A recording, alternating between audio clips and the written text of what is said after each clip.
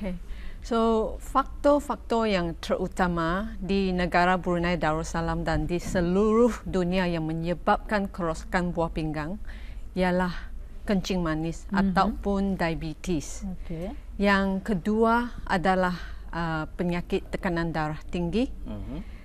Faktor-faktor untuk pesakit yang berisiko tinggi untuk menghidapi penyakit buah pinggang adalah penyakit yang obes, yang wagak emas ataupun perokok ataupun penyakit-penyakit yang ada keluarga yang menghidapi penyakit buah pinggang. Keturunan lah ya. Ya, keturunan. Ya. Artinya family history ya. Jadi untuk seterusnya kita akan bersama dengan Dan Rosita pula ya. Kiranya Dan Rosita dapat menerangkan mengenai dengan ringkas ya apa sebenarnya sambutan Hari Buah Pinggang sedunia yang disambut setiap tahun ya. Okey. Bismillahirrahmanirrahim. Assalamualaikum kepada semua penonton di rumah di mana saja berada. Okey. Sambutan Hari Buah Pinggang ini memang orang biasa mendengarlah sebab setiap tahun Jabatan Perkhidmatan Renal Kementerian Kesihatan mengadakan sambutan Hari Buah Pinggang sedunia. Pada peringkat antarabangsa sambutan Hari Buah Pinggang ini disambut oleh dua pertubuhan besar iaitu International Society of Nephrology dan International Federation of Kidney Foundation. Ini sambutan di peringkat antarabangsa, tapi kalau di peringkat kebangsaan di negara Brunei Darussalam ianya disambut oleh Jabatan Perkhidmatan Renal Kementerian Kesihatan. Jadi bersempena dengan Hari Buah Pinggang sedunia ini Jabatan Perkhidmatan Renal mengungkayahkan satu acara, satu majlis khusus iaitu dinamakan Brunei Nephrology Symposium in conjunction lah tu sempena Hari Buah Pinggang sedunia. Dan acara ini Brunei Nephrology Symposium ini khusus sebenarnya untuk pakar-pakar buah pinggang, doktor buah pinggang, jururawat, semua yang terlibat secara langsung lah dalam memenduli menangani pesakit renal ni.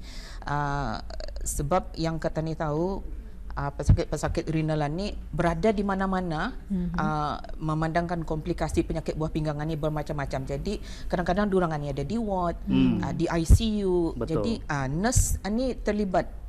Kami jemput mendaftar dalam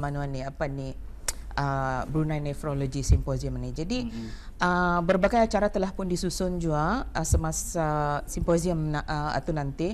And simposium itu akan berlangsung selama 2 hari iaitu pada 4 hari bulan April Sabtu dan juga 5 hari bulan April hari Ahad. Dan mengambil tempat di 3 tempat di daerah Brunei Muara, iaitu di Hotel Antarabangsa Rizkun Gadong, di Hotel Centrepoint Gadong dan juga di Royal Brunei Polo and Riding Club. Baik, nanti kita akan kembali lagi bersama dengan Rosita. Di sini doktor tadi telah mengkongsikan faktor-faktor menyebabkan kerosakan buah pinggang. Langkah-langkah untuk pencegahannya apa pula ni doktor? Langkah yang terutama yang untuk mencegah penyakit buah pinggang adalah amalkan cara hidup yang sihat. Orang ramai mestilah cuba kalau boleh sekurang-kurangnya bersenam 30 minit sehari.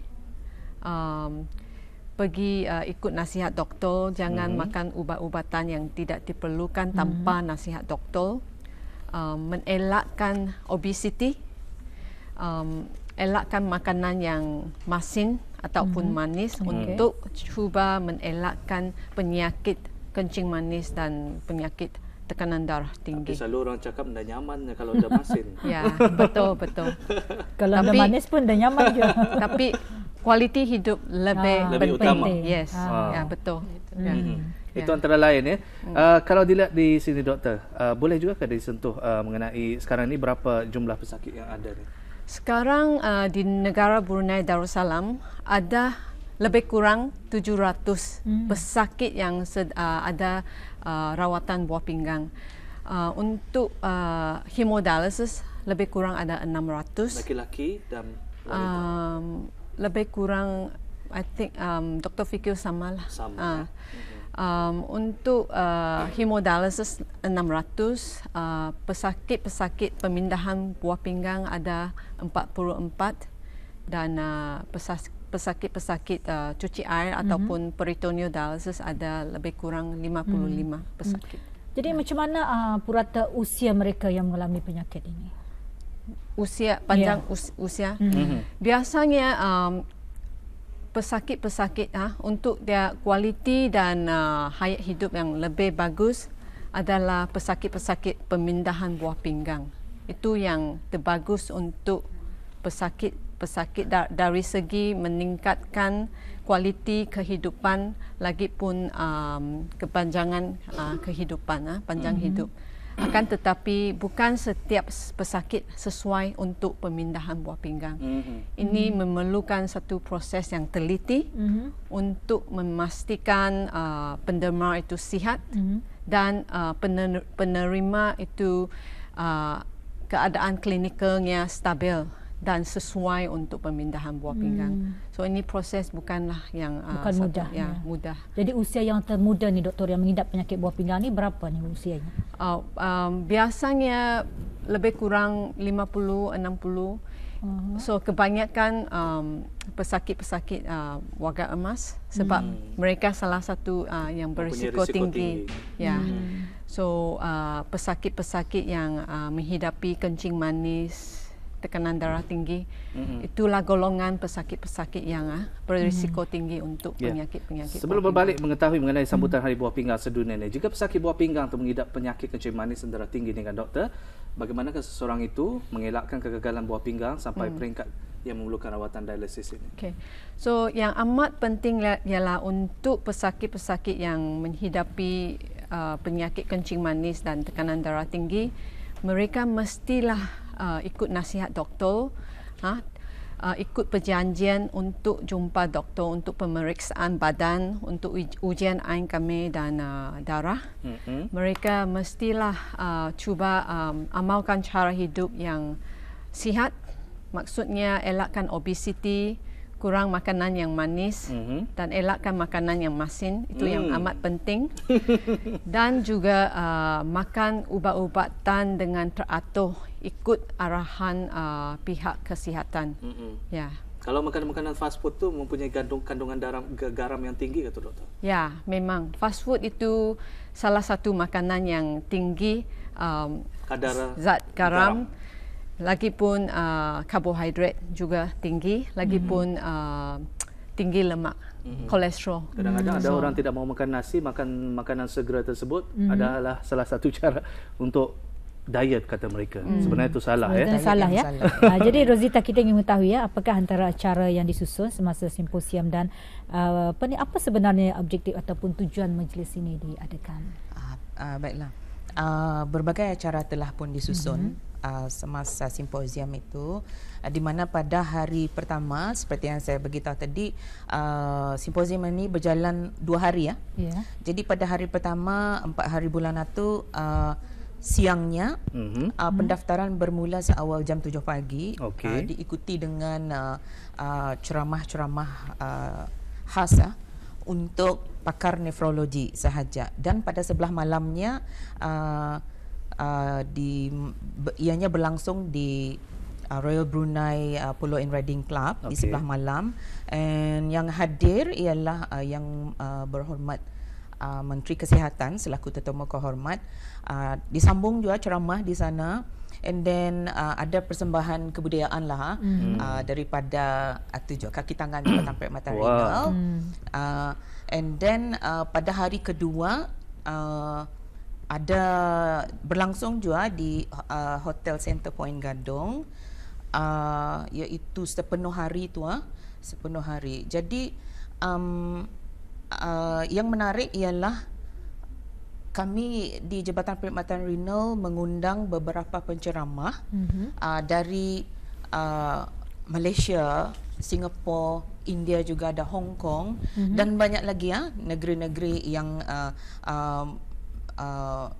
untuk membincangkan isu berkenaan dengan penyakit buah pinggang. Seperti yang kita ni tahu, penyakit buah pinggang ini menjadi isu global masa ni. Bukan di negara Ketani saja yang mempunyai jumlah pesakit yang semakin meningkat. Jadi acara seterusnya juga ialah pembentangan poster yang dipamerkan semasa simposium. Selain itu perbincangan diadakan, perbincangan secara interaktif di antara penceramah dan peserta yang mengikuti, yang mendaftar untuk simposium itu nanti. Jadi di sana penceramah akan menjawablah semua persoalan atau isu-isu yang mungkin dibangkitkan oleh pakar nefrologi ataupun jururawat yang terlibat secara langsung memenduli pesakit renal. Ada sesi soal jawab akan diadakan, InsyaAllah. Sebab perbincangan secara interaktif macam inilah yang mungkin lebih efisien dan berkesan. Betul. Baik, terima kasih. Dan doktor, simptom ataupun tanda-tanda penyakit buah pinggang ini apa sahajanya? Biasanya untuk pesakit-pesakit yang menghidapi penyakit buah pinggang pada peringkat awal, mereka tidak akan menunjukkan tanda-tanda kerosakan buah pinggang. Semasa fungsi buah pinggang semakin merosot ataupun menurun sampai tahap serius yang bahan toksiknya tinggi, mereka akan menunjukkan tanda-tanda seperti cepat ngalih, susah tidur, berasa mual, muntah-muntah, kulit gatal, dan seterusnya kekurangan air kencing dan kumpulan air di badan. Mereka akan rasa sesak napas dan bangkak-bangkak kaki ataupun badan. Simptom-simptom itu semua sama tu? Ya, so lebih kurang. So ada kadang-kadang pesakit ada simptom, ada perbezaan perbezaan sikit. Kadang-kadang pesakit ini masalah tidur, masalah nafsu makan, pesakit lain Jadinya mereka ni kalau yang ada penyakit macam ni mungkin nafsu makan mereka kurang. Menurun. Memang. Kalau di negara kita Brunei Darussalam, apa kaedah-kaedah rawatan yang diberikan? Sekarang berita bagus ialah sekarang ada 2 jenis kaedah rawatan buah pinggang. Kaedah yang pertama namanya kaedah dialisis, dan yang kedua adalah pemindahan buah pinggang. Yang kaedah dialisis ada 2 jenis. Yang pertama ialah hemodialisis ataupun bercuci darah. Yang kedua adalah bercuci air ataupun peritoneal dialisis. Kaedah pertama yang biasa yang dijalani oleh pesakit-pesakit buah pinggang di Brunei, itu hemodialisis. Biasanya pesakit perlu pergi ke unit-unit buah pinggang, pusat dialisis buah pinggang untuk rawatan 3 kali seminggu. Setiap kali rawatannya 4 jam. Ini cara rawatan ini memerlukan menggunakan satu mesin dialisis dan juga itu dialyzer ataupun filter untuk menggantikan fungsi buah pinggang, membuangkan kelebihan kotoran dan kelebihan air dari badan. Itu yang pertama. Yang kedua? Yang kedua peritoneal dialysis ataupun bercuci air. Ia menggunakan dialisit cecair yang berkonsentrasi tinggi untuk dimasukkan ke kaviti abdomen kita ni, dan tolong menarik kelebihan kotoran dari badan dan kelebihan air dari badan pesakit-pesakit. Baiklah, mungkin Rosita tadi ingin menambah tadinya, belum lagi terjawab soalan tadi itu tujuannya ataupun objektifnya tadi. Jadi sebelum saya menjawab objektif Brunei Nephrology Symposium ini diadakan, sedikit maklumat yang boleh dihubungkan dengan mengapa simposium ini diungkayahkan. Melalui statistik daripada Jabatan Perkhidmatan Renal, jumlah pesakit renal dari pusat-pusat kesihatan yang dirujuk ke klinik klinik renal, kami namakan JCKD, semakin meningkat. Jadi apabila pesakit ini dirujuk ke klinik renal, jururawat dan para doktor buah pinggang mempunyai peranan penting di sini, iaitu untuk memperpanjang atau mengekalkan fungsi buah pinggang yang masih ada. Begitu. Jadi melihat pada kepentingan peranan doktor, peranan jururawat, itulah sebabnya simposium ini diungkayahkan dengan tujuan pertama untuk menambah pengetahuan untuk menambah pengetahuan para doktor pakar, doktor kesihatan di yang bertugas di klinik-klinik kesihatan tentang macam mana membuat rujukan ini. Itu nanti akan dibincangkan. Kedua, untuk meningkatkan keyakinan di kalangan doktor-doktor kesihatan ini seawal mana rujukan ini harus dibuat bagi mengelakkan kerosakan yang lebih parah pada buah pinggang hingga menjadikan ia penyakit buah pinggang di tahap akhir. Ketiga ialah untuk meningkatkan dan memberi pengetahuan kepada jururawat, menambah kemahiran diorang dalam bidang jururawat pemedulian buah pinggang. Baiklah. Terakhir sekali ni doktor, nasihat daripada doktor untuk pesakit-pesakit ini, doktor dan juga orang ramai. Ya.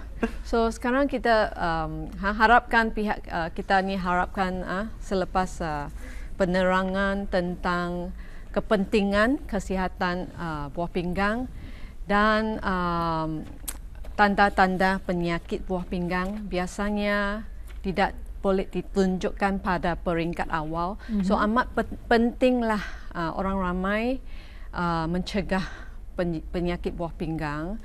Yang langkah yang terpenting untuk pencegahan penyakit buah pinggang adalah amalkan cara hidup yang sihat. Ya. Baik. Terima kasih kepada Yang Mulia Doktor dan juga tetamu kita Rosita yang bersama kita. Terima kasih. Terima kasih dengan penerangannya bersama kita Dr. Liew Yen Ping, pakar perubatan renal, dan juga dengan Rosita Latif, jururawat promosi kesihatan renal. Dua tetamu kita yang bersama dalam segmen kesihatan keluarannya kali ini. Terima kasih kepada keduanya. Jumpa lagi kesempatan. Terima kasih. Assalamualaikum. Waalaikumsalam.